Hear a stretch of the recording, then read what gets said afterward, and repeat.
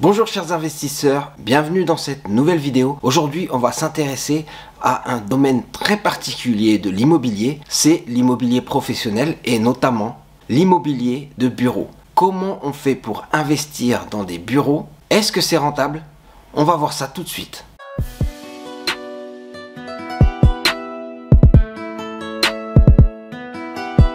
Investisseurs, investisseuses, bienvenue dans cette nouvelle vidéo du Club des investisseurs immobiliers au Congo. On va s'intéresser aujourd'hui à un aspect économique de l'immobilier, mais un aspect qui a un très gros potentiel au Congo.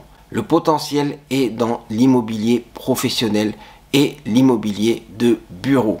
L'immobilier de bureau, c'est tout ce que vous pouvez avoir quand vous investissez dans des locaux qui vont être utilisés par des entreprises ou des professions libérales ou même des associations, mais qui vont leur permettre de rassembler toutes les personnes et de travailler ensemble. Vous avez des open space, vous avez des bureaux fermés, vous avez des espaces de coworking, vous avez énormément de combinaisons pour faire de l'immobilier de bureau. Alors comment vous faites, vous en tant qu'investisseur, pour vous lancer dans ce domaine, pour investir dans l'immobilier de bureau? Vous avez plusieurs opportunités et plusieurs options pour investir dans ce domaine. Et grâce au Club des investisseurs immobiliers au Congo, on va voir ensemble comment on fait pour investir dans des bureaux. Tout d'abord, merci de vous être connecté et si vous suivez cette chaîne depuis longtemps, merci pour votre soutien.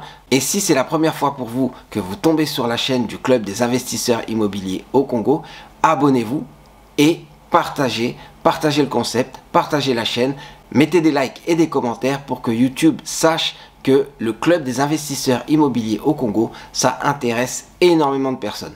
Moi, c'est Serge Aliwania, je suis fondateur du Club des investisseurs immobiliers au Congo, une association qui a été fondée en 2018 à Kinshasa pour permettre d'accompagner les investisseurs immobiliers. Alors, pour revenir sur le thème d'aujourd'hui, on parlait d'investir dans des bureaux.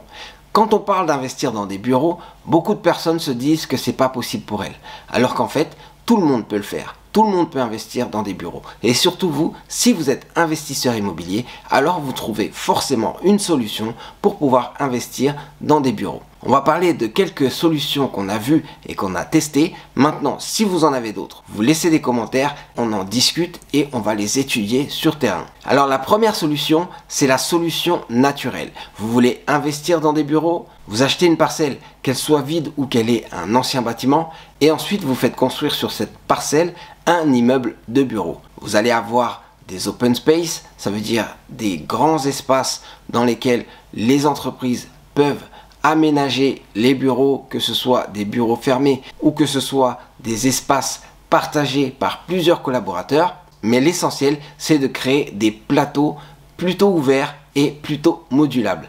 Vous construisez donc ces étages avec ça et là vous remarquez directement qu'en termes de construction, c'est beaucoup plus simple à construire que des maisons. N'oubliez pas de mettre des sanitaires, n'oubliez pas de mettre des espaces cuisine s'il en faut, ou alors vous allez faire des espaces restauration à certains étages. Donc vous construisez cet immeuble, vous avez plusieurs plateaux de bureaux et vous pouvez faire louer.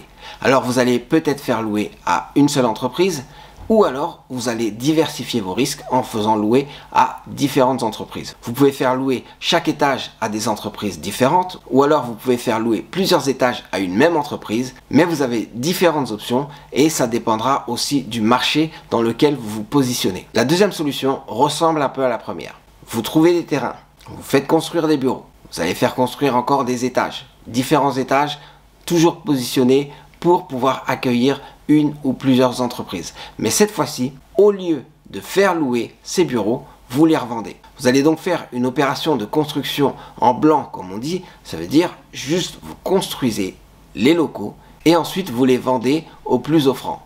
Le but, c'est de vous positionner en tant que promoteur immobilier et de créer des espaces de bureaux fonctionnels que vous allez pouvoir revendre. Forcément, vous voyez que vous avez de la marge à faire. Donc, il va falloir trouver la meilleure façon de créer de la valeur. Comme ça, si vous construisez des immeubles de bureaux et que vous arrivez à dégager une marge de 50%, vous allez avoir des opérations très rentables.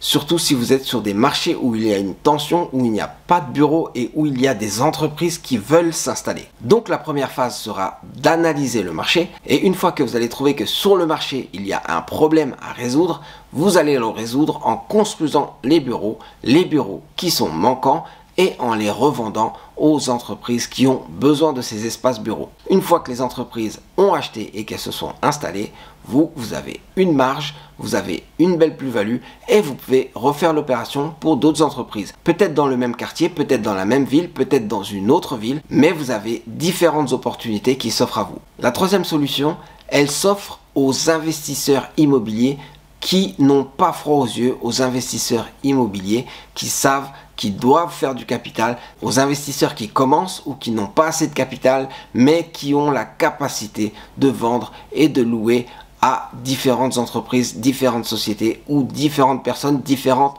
professions libérales. Il s'agit là de trouver des espaces bureaux disponibles et ensuite de les louer et ensuite les faire louer aux demandeurs. Oui, il s'agit bien de sous-location. En fait, vous allez passer des accords avec les propriétaires de ces espaces bureaux et vous allez trouver des occupants à ces bureaux. Si vous trouvez des bons accords, vous limitez les garanties que vous avez à donner d'un côté et aussi les loyers que vous avez à payer d'un côté pour augmenter les garanties que vous allez avoir de l'autre côté aux clients, mais aussi augmenter peut-être les loyers que vous allez avoir aux autres clients.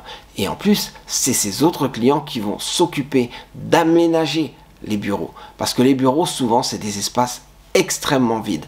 Ils vont devoir ramener tout leur matériel, cloisonner et aussi faire les réparations qu'il faut pour pouvoir installer les collaborateurs. Et cette solution vous offre pas mal d'opportunités. Non seulement vous pouvez louer à des sociétés, mais vous pouvez aussi louer à des libéraux dans des espaces de coworking. Vous pouvez aussi louer les salles de réunion, juste louer les salles de réunion. Vous allez vous rendre compte qu'il y a aussi un marché parce que beaucoup de sociétés, beaucoup d'entreprises et beaucoup d'associations ont besoin de louer régulièrement des salles de réunion. Mais là, vous voyez qu'il y a un risque. C'est pour ça que je parle d'investisseurs immobiliers, ceux qui savent ce qu'ils veulent et qui peuvent se lancer dans ce type d'opération. Le risque, c'est de ne pas trouver quelqu'un en face, donc forcément, vous payez des loyers, mais vous ne gagnez rien. Ou alors de ne pas avoir assez de personnes en face pour pouvoir financer l'opération de l'autre côté.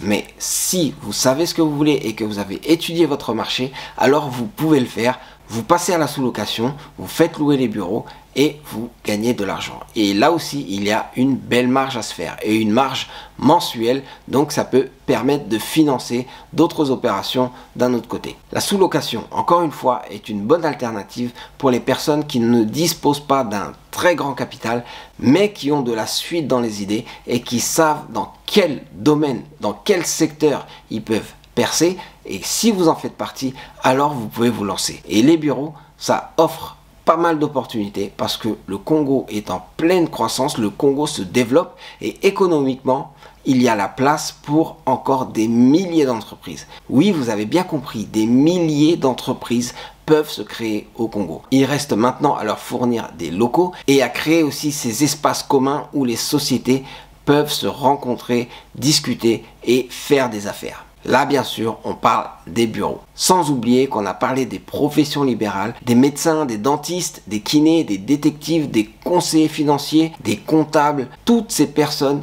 ont besoin d'avoir des locaux pour pouvoir travailler.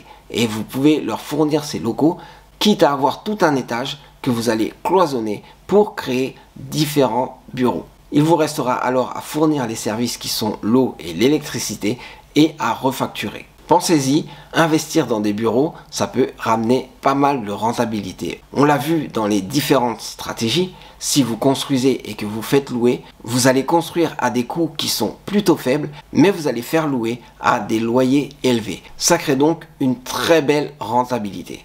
Si vous construisez pour revendre, que vous revendiez tout en blanc ou alors que vous revendiez à la découpe, vous vous faites une marge, la marge d'un promoteur, et cette marge peut être très élevée, donc c'est des opérations très rentables. Et dans le dernier cas, si vous faites de la sous-location, vous allez avoir à payer des loyers d'un côté, mais vous allez encaisser beaucoup plus de loyers si vous savez créer de la valeur, si vous savez trouver des clients et leur présenter le bien comme il faut pour qu'ils puissent payer des loyers plus élevés. et cette différence va faire que vous allez gagner de l'argent régulièrement. Et vous avez plusieurs leviers pour gagner de l'argent, comme par exemple payer une petite garantie et réclamer une grosse garantie, ou alors vous payez fin de mois mais vous encaissez début de mois, ou alors vous encaissez des loyers au semestre ou au trimestre, ça veut dire 6 mois ou 3 mois directement, ça vous permet à vous de vous refinancer. Toutes ces opérations vous offrent de la rentabilité. Si vous avez pensé à investir dans les bureaux,